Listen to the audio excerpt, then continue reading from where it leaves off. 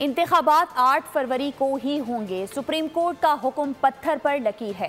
PP रहनुमा खुर्शीद शाह की सखर में बातचीत कहा, कुछ लोग ड्राइंग रूम की सियासत से हुकूमत हासिल करना चाहते हैं, लेकिन कोई भी ऐसी खुशफहमी में ना रहे कि इंतखाबात नहीं होंगे।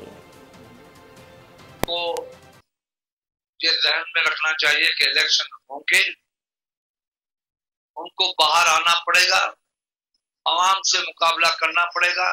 इलेक्शन होगी, जरूर होगी। सुप्रीम कोर्ट का फैसला है। मैं कहता हूँ बड़ा मुश्किल है। मैं as a Pakistani, as a politician, as a political worker हर उसको कहना चाहता हूँ शख्स को कि खुदा के बाद से टकराव की सियासत मत करो।